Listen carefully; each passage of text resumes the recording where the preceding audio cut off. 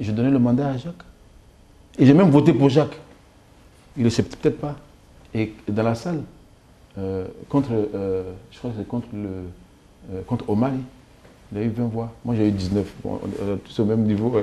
Mais j'étais le seul avec lui. Je l'ai accompagné après le vote. J'ai accompagné Jacques jusque dans sa chambre. Pour lui dire, bon mon frère, c'est comme ça. Bon, les élections, c'est comme un match de foot, tu gagnes ou tu perds.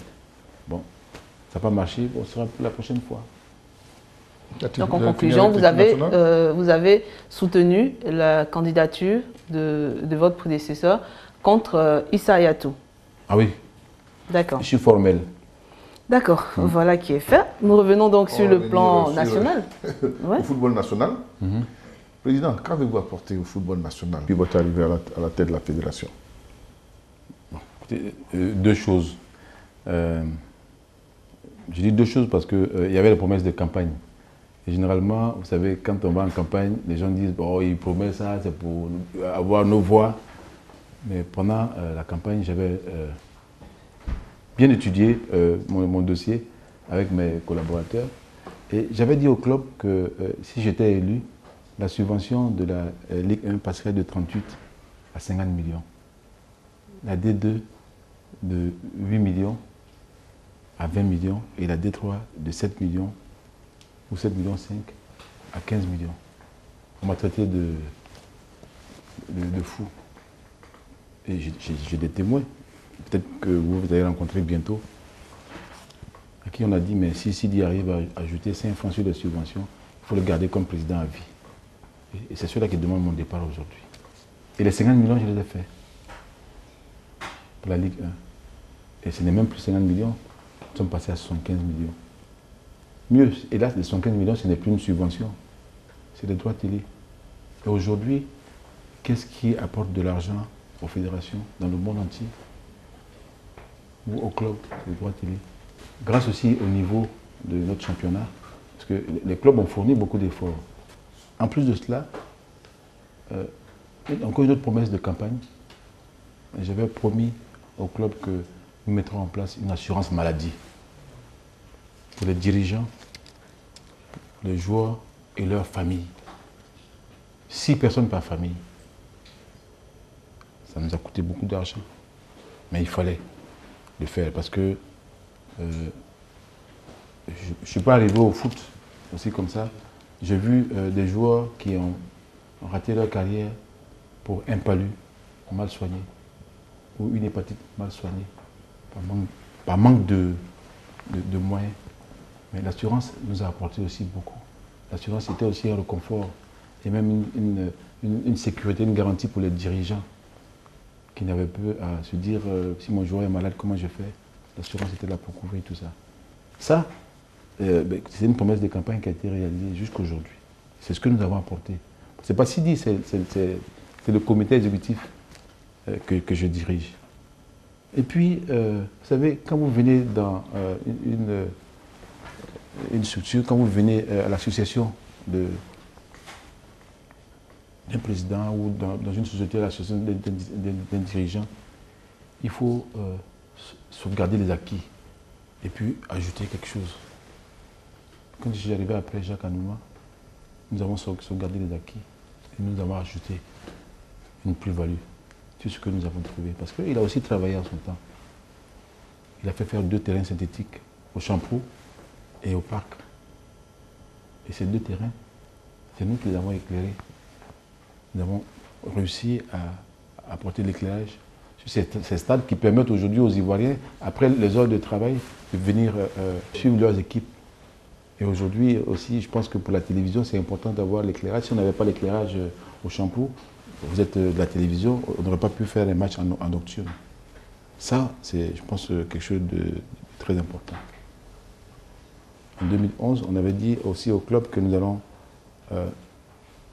faire construire pendant notre mandat 3 stades synthétiques. C'est en cours. Le premier stade synthétique qui a été fait, c'est au centre de Bingerville, pour l'équipe nationale. Parce que la pelouse naturelle était très difficile à entretenir, parce que nous sommes dans une zone marécageuse avec des eaux qui remontent. Le drainage ne marche pas bien. C'est pour cela qu'on a des difficultés pour avoir une bonne pelouse à Bingerville. Et en ce moment, sont en construction 2 stades. Un stade à Yopougo, synthétique, et un stade à Bobo. Et la livraison aura lieu, je crois, à la fin du premier trimestre, je crois, au mars ou avril. Qui finance ce projet? La FIFA. C'est un projet, nous avons initié justement pour la FIFA. Il y a plusieurs projets, il y a des niches, donc nous avons présenté le projet et ça a été approuvé par la FIFA. On a pris quelques retards à cause des pluies. Cette année, vous savez qu'il y a eu beaucoup de dégâts et donc le plus difficile, c'est le terrassement. Et quand il pleut, c'est pas facile. Et donc, on a pris du retard pour ça. Sinon, le matériel la pelouse synthétique, tout le matériel est déjà arrivé. Et je pense que la semaine prochaine, on vous invitera à aller visiter les chantiers et vous allez voir tout le matériel qui est là en attendant qu'ils finissent de faire les terrassements, faire le gros œuvre. Bon, mais je vous ai dit, tout cela, c'était des promesses de campagne. Et puis, en plus des promesses de campagne, vous savez, il faut toujours aller chercher loin, aller chercher haut ce qu'il faut pour notre football. Et quand on a été élu en 2011, nous avons rendu visite au chef de l'État. Et au sorti de là, c'est peut-être une des rares vidéos que vous pouvez trouver sur moi. Et j'étais surpris par le journaliste. Ah, vous êtes venu pourquoi? Et puis je dis, le football est malade de ses infrastructures. C'est ce que j'ai dit. Nous avons besoin d'infrastructures. Mais comment avoir ces infrastructures? Comment inciter l'État vraiment à s'engager là-dedans? C'était de pouvoir obtenir l'organisation d'une CAN ici. Ce que nous avons pu faire grâce à l'équipe qui a été mise en place avec le président Fekese, qui est d'ailleurs naturellement le président du COCAN. Nous avons monté un dossier en béton qui est passé. Et donc en 2021, grâce à cette CAN, le football ivoirien va bénéficier de 5 stades. Korogo, 20 000 places. San Pedro, 20 000 places. Yamoussoukro, 20 000 places. Le stade de Fort-Boigny va passer à 40 000. Le stade de Boaké, 40 000. Et dans chaque ville où se déroule la CAN, il y aura 4 terrains d'entraînement. Après la CAN, ces terrains vont profiter à qui? Au club des régions. Et peut-être qu'on aura encore plus, on verra. Mais, et je pense que c'est ce que les gens, on doit retenir le plus, les infrastructures. Sans infrastructure, on ne peut pas avoir de football. Et les travaux vont commencer bientôt parce que nous sommes déjà en fin 2017. Oui. Il nous reste 2018, 2019, 2020, là, 2021. ne posez pas la question, je ne suis pas chargé de cela. L'État a fait ce qu'il faut. Le stade de Bimpe, les travaux ont démarré déjà. Et je sais qu'ils sont en ce moment au stade de dépouillement des appels d'offres. Donc il n'y a pas le feu. Hein. Il n'y a pas le feu, je pense qu'on sera dans les temps. On parle également d'une société écran que vous auriez créée pour encaisser justement 25% du contrat que vous avez avec Canal. Comme commission. Hein. Comme commission. Ah, mais dis donc. Ça alors. Bon. Moi, je vais être très calme. Même si je suis énervé, je vais rester calme. Et puis dire aussi que tous les clubs affiliés à la FIF ont la possibilité de se rendre ici et de compulser et demander même à voir nos contrats. Ils peuvent le faire. Mais il faut qu'on s'assure que la confidentialité va être respectée. Parce que si vous rompez une clause de confidentialité, ça peut coûter l'habitude du contrat. Canal est là. Ou la RTI d'ailleurs. Pourquoi aller parler de Canal? La RTI est là. Puisque la RTI nous verse aussi des droits télé. Mais nous avons signé directement avec la RTI. Demandez à la RTI à quel nom elle fait le chèque. Est-ce qu'il y a une société écran qui encaisse le chèque de la RTI avant de reverser l'argent à la FIF? Demandez à vos financiers. Ils vous diront. Et ceux qui le disent, qui viennent vous donner la preuve de cette société écran qui touche les 25%. Parce que quand c'est comme ça, il y a des écrits. Et tous nos sponsors signent directement avec la FIF et versent l'argent directement sur les comptes de la FIF. Mais c'est encore toujours les oiseaux de mauvaise augure qui peuvent raconter tout ce qu'ils veulent. Vous savez, bon. Mais on n'y peut rien contre.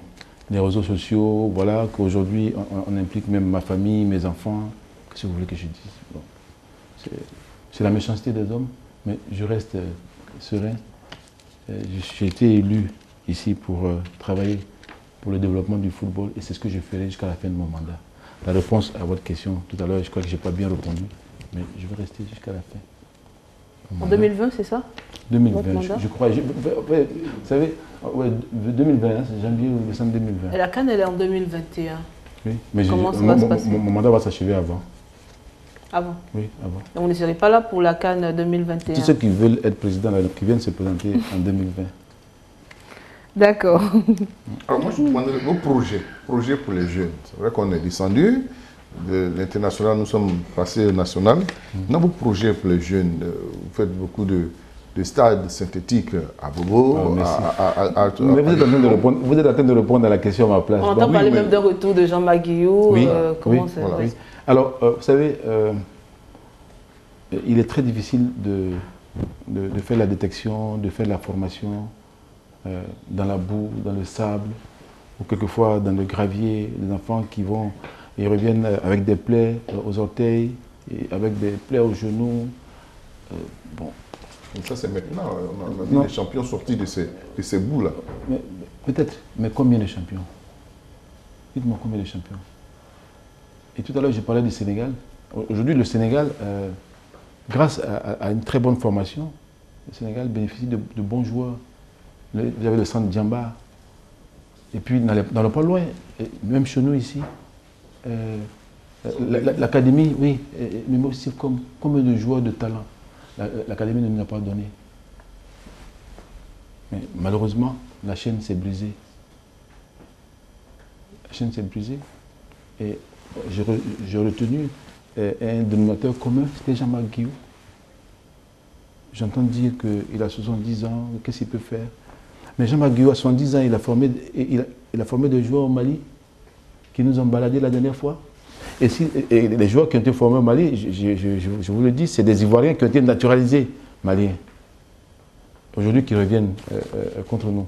C'est notre propre couteau qui nous coupe. Je l'ai dit déjà à plusieurs reprises. Et Jean-Marc Guillou a fait ses preuves. Et il nous a proposé un projet qui est intéressant, que nous avons soumis à 2 sessions en comité exécutif de la FIF. Ce projet a été approuvé. Et maintenant, nous attendons d'échanger avec les clubs et puis que Jean-Marc Guillou les rencontre aussi pour qu'on puisse leur exposer ce projet qui ne peut que nous faire du bien, qui ne peut que permettre au football ivoirien de repartir. Et puis, on nous dit que Jean-Marc Guillou vient pour être DTN. Non, pas du tout. Chacun a son métier, chacun a son talent. Jean-Marc Guillou a le talent de dénicher les bons joueurs. Comment on appelle ça? La détection des jeunes, des enfants. Ça va toucher une tranche de 8 à 13 ans. Et puis après, les joueurs sont reversés à la DTN, c'est la DTN qui s'en occupe.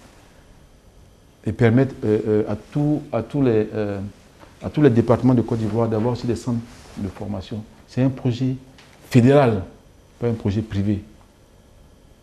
Et c'est un projet d'ailleurs même pour lequel, bon, je ne vais pas m'aventurer à aller trop loin. Je pense que le moment venu, on en reparlera.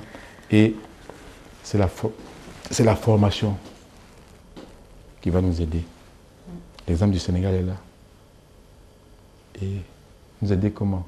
Avec de bonnes pelouses, avec de bons terrains, avec des infrastructures que la Côte d'Ivoire est en train de mettre en place. Dans 2 ans, je pense que ces terrains d'entraînement et autres seront disponibles. Et même nous, au niveau de la fédération, comme vous avez dit, vous avez commencé à répondre déjà à la question que vous me posez. Je me fais la voix des Ivoiriens. Non, mais justement, les Ivoiriens, maintenant, je crois que, bon, on dit qu'on ne communique pas assez. J'ai décidé de communiquer à partir de maintenant. La preuve, je suis là. Aujourd'hui, c'est important que les Ivoiriens sachent que nous sommes en train de faire 2 terrains synthétiques. Un terrain à Bobo, un terrain à Yopougon. Et même mieux, nous allons essayer de récupérer les terrains que nous allons rénover et pour faire aussi un terrain à Koumassi. C'est indispensable.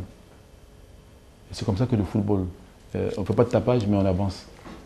Et ce n'est pas un miracle s'il a été élu il y a 2 ans, j'ai été élu avec peut-être 97% des voix. J'ai été élu avec 97% des voix. Oui, bon, c'est vrai, on a échoué, on n'est pas allé au mondial. Ça fait de la peine, c'est vrai. Mais dans la vie, et quand vous tombez, il faut vous relever. Et quand vous vous relevez, il faut que vous soyez encore plus grand. C'est ce que je souhaite pour mon football, c'est ce que je souhaite pour mon pays. Alors, Président, on va se relever donc. On ne va pas au mondial, oui. Mais il y a la CAN qui approche également. Non, il n'y a pas la CAN. Les éliminatoires de la CAN. Vous oubliez quelque chose aussi. Vous voyez, il ne faut pas qu'on dévalue notre football local. Le CHAN. Ah. Oui, il y a toutes ces, ces échéances-là qui arrivent. Avant la CAN, il y a le CHAN. D'accord. Le CHAN, c'est dans un mois. D'accord, voilà. Il y a le CHAN. C'est là, c'est le baromètre de notre football. Qui est l'entraîneur? En fait, c'est ça ma question. Le CHAN, qui va entraîner l'équipe nationale? Moi, je parlais, c'est pour ça que je vous ai dirigé directement vers la CAN. Alors, le CHAN, qui sera le sélectionneur de l'équipe nationale? Le sélectionneur, dans le point vite en besogne. Laissons-nous un peu de temps. Avez-vous un profil, au moins, qui vous permettra de chercher, d'aller à la recherche de cet entraîneur? Il y a une question aussi qui revient. Pourquoi on se sent obligé de prendre un entraîneur expatrié? On n'est pas obligé. Si on a un local qui est bon, il sera là. Moi, j'ai trouvé Zawi, c'est vrai, qui était là. Il était local. Bon, on a voulu passer une autre étape. Parce que, bon, on avait aussi quand même nos limites. Hein. Vous savez, la gestion, moi, je ne serais pas là pour critiquer. Ni les joueurs, ni les entraîneurs. Et je ne le ferai jamais. Vous avez vu que même dans la presse, il y a même des présidents de clubs qui m'attaquent, je ne réponds pas. Ce n'est pas mon rôle de répondre. Et c'est ici, la maison mère, c'est ici. Celui qui a quelque chose à me reprocher, qu'il vienne ici. Et puis on s'explique. Voilà. Donc, si demain, écoutez, il y a un entraîneur local qui se démarque, il sera là. Et je veux même vous dire mieux, Alain Guamené est là. Hein. C'est moi qui ai poussé Alain Guamené à faire ses diplômes d'entraîneur quand il a arrêté de jouer. Alain est venu. Aujourd'hui, il y a Kolo qui vient. Il est en train de faire ses diplômes. Bon, qui vous dit que bon, demain, il n'y aura pas d'autres Ivoiriens? Aucun président de fédération n'a réalisé ce que nous avons réalisé en 6 ans. C'est dommage. On n'est pas qualifié, ça fait de la peine. J'ai entendu dire qu'on a perdu 5 milliards. On n'a pas perdu 5 milliards. On a peut-être 2 milliards de manque à gagner, pas 5 milliards. C'est beaucoup quand même. C'est beaucoup, c'est vrai, mais ce n'est pas 5 milliards. Mais ça fait 4 ans qu'on s'est qualifié. Ça fait 4 ans qu'on a eu les 2 milliards. Les 2 milliards, on les a épuisés depuis longtemps. Mais qu'est-ce qui nous sauve? Et qu'est-ce qu'on doit chercher? C'est les sponsors, c'est les droits télé. Alors, Président, je voulais revenir sur mon profil, parce que vous n'avez pas répondu encore. Quel profil d'entraîneur se dessine dans votre esprit? Écoutez, je pense déjà qu'il nous faut un entraîneur d'une très bonne qualification, qui puisse amener notre équipe à grandir, qui puisse amener notre équipe à être prête pour 2021. Président, une autre question qui suit ce que vous dites. Que deviennent les champions d'Afrique cadet de 2013? Vous avez vu Franck Kessié évoluer avec les éléphants. Et lors du dernier match, Maïga aussi l'a rejoint. D'autres vont retrouver l'équipe au fur et à mesure. Mais c'est le choix d'un entraîneur aussi. Peut-être qu'il ne pourra pas prendre les 23, mais nous sommes en train de constater que ces joueurs regagnent petit à petit l'équipe A. Et je pense que c'est une très bonne chose pour l'avenir. Parler justement d'avenir, les perspectives pour vous. Je vous laisse en même temps la conclusion de cet entretien. Quel avenir, quelle perspective pour le football ivoirien? Alors, je vais d'abord, c'est pas la conclusion, je voulais intervenir là-dessus pour dire aux Ivoiriens que le football, c'est vrai que c'est un sport. On dit, bon, ce n'est qu'un sport, mais ce n'est pas qu'un sport parce que c'est un sport qui touche la sensibilité de tout le monde, qui fait battre les cœurs. Les Ivoiriens ont créé un nouveau mot, le goumé-goumé. Le goumé-goumé, c'est vrai. Donc on ne joue pas avec le cœur, on ne joue pas avec le goumé-goumé. Mais il faut aussi qu'ils sachent qu'aujourd'hui, notre objectif, c'est de préparer une équipe compétitive. Trouver un bon entraîneur, le bon profil qui pourra nous amener à 2021 c'est 2021 mon objectif. Mais qu'on ne nous dise pas, parce que bon, vous n'avez pas réussi 2019, alors non, le football se prépare sur du long terme. L'Allemagne a mis 10 ans pour arriver à ce niveau. Nous pouvons le faire avant, parce que je pense que la Côte d'Ivoire a des joueurs de qualité. C'est reconnu mondialement. C'est pour cela qu'il y a cette fuite de nos joueurs un peu partout, qu'on ne retrouve pas. Et justement, le projet, je reviens encore dessus, le projet de Jean-Marc Guillou va nous permettre d'avoir une traçabilité sur les enfants dès l'âge de 8 ans. Et cela aussi va arrêter tout ce qui sera fraude sur l'identité. Parce qu'en plus... Et les âges. Et les âges, ce que j'appelle le fraude sur l'identité. Et nous allons faire aussi des licences biométriques. Et c'est important, il faut qu'on en arrive là. Votre conclusion maintenant, Président? Ma conclusion, elle est toute simple. Dans toute fédération, comme dans toute société, il y a des règles qu'il faut respecter. Et nous, en ce qui nous concerne, au niveau de la FIF, nous avons nos statuts. Nous avons nos doyens, nous avons nos membres d'honneur, nous avons nos présidents d'honneur. Et en 2011, quand j'ai été élu avec mon équipe, j'ai proposé à notre premier AG que M. Jacques Anouma soit notre président d'honneur. Parce qu'il a fait du bon travail. Et j'ai même travaillé avec lui jusqu'à ce que je parte. Je suis parti parce que bon, certaines choses ne me convenaient pas. J'ai rendu ma démission, je n'ai rien dit. Mais aujourd'hui, il est et il reste notre président d'honneur. Il a peut-être failli à sa mission, que je vais lui rappeler. Dans nos statuts, à l'article 19, 20 et 21, vous allez voir les obligations des membres d'honneur. Il est comptable de tout ce qui nous arrive aujourd'hui. Il est comptable aussi de nos succès. Parce que depuis 2012, il est le membre d'honneur, le président d'honneur de la fédération. Et il a aussi la capacité, il a aussi la possibilité, comme cela est prévu dans les tests, de faire des remarques sur la gestion de la FIF. S'il y a une dérive, il peut le faire, ou verbalement, ou par écrit. Ou même nous demander à nous réunir, nous sommes ses jeunes frères. Il n'a pas le droit, en tant que membre de notre association, de ternir l'image de notre association. Il est notre président d'honneur, il reste notre président d'honneur. S'il a des conseils à nous donner pour avancer, nous sommes là. Nous sommes tous ces jeunes frères. La fédération est ouverte.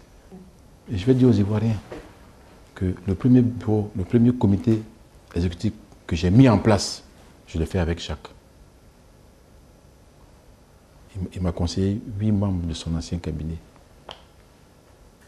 Et la première personne pour laquelle il a insisté, il faut que tu prennes absolument Sori, il est là. Donc regardez, prenez la liste.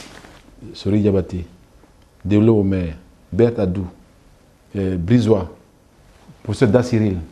Il m'avait proposé 8 noms. Et aujourd'hui, où je vous parle, Sori Diabaté est encore avec moi. Le professeur Da Cyril est encore avec moi. Déolo Omer est encore avec moi. C'est comme ça que j'ai voulu présenter la chose aux Ivoiriens, pour montrer que je ne suis pas un diviseur, je suis un rassembleur. Et ce qui est bon, il faut garder. Il faut jeter ce qui est mauvais, certes. Mais il ne faut pas jeter ce qui est bon. Et nous allons ensemble continuer. Donc je lui demande de jouer son rôle de président d'honneur. Et tous ceux aujourd'hui qui rentrent dans la dissidence, qui viennent, peut-être qu'ils vont nous apporter des conseils qui peuvent nous aider, et que c'est ceux que nous ne voyons pas. Nous avons peut-être la tête dans le guidon. Nous ne sommes pas parfaits. Qui viennent nous apporter aussi leur expérience dans l'intérêt du football ivoirien. Le football n'appartient pas à Sidi Diallo, n'appartient pas à Siaba, n'appartient pas à Sori Diabaté. Le football ivoirien appartient à tout le monde, comme l'équipe nationale. Vous voyez, quand l'équipe nationale est éliminée, je ne suis pas seul à pleurer, nous sommes nombreux à pleurer. Donc, vraiment, faisons en sorte qu'aujourd'hui, nous avons la possibilité d'organiser une CAN, que nous mettons ensemble, que ce soit l'affaire de footballeurs, que nous puissions organiser ça comme il le faut. La Côte d'Ivoire a beaucoup de capacités. Je pense que nos autorités nous l'ont démontré avec l'organisation d'abord de la francophonie, ensuite du sommet UE-UA. C'est mondialement aujourd'hui répandu que la Côte d'Ivoire a très bien organisé. La CAN, ce sera la même chose, mais la CAN va aussi apporter quelque chose aux footballeurs, les anciens footballeurs. Bon. Et c'est vraiment le message que je voulais passer. Et je demande aux Ivoiriens de nous faire confiance. Et si je tort, je demande pardon. Si j'ai raison, je me défends aussi. Donc je me défendrai vraiment pour que les intérêts du football soient préservés. Je vais terminer en disant que je remercie nos autorités qui ont mis tous les moyens à notre disposition depuis que nous sommes là. Jamais vous avez entendu des clubs dire que le championnat a été interrompu pour telle ou telle raison. Jamais. C'est ce qui nous a valu déjà la confiance de Canal. Et j'étais très heureux d'entendre qu'ils sont satisfaits de notre collaboration.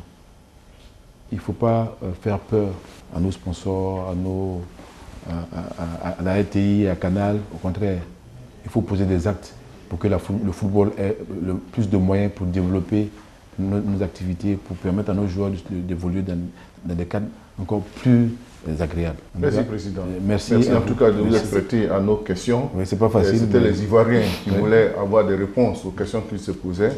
Je pense que nous, à notre niveau, nous avons essayé de rendre fidèlement ce que vous pensez dans vos salons. Encore, mesdames, messieurs, bonsoir et à très bientôt.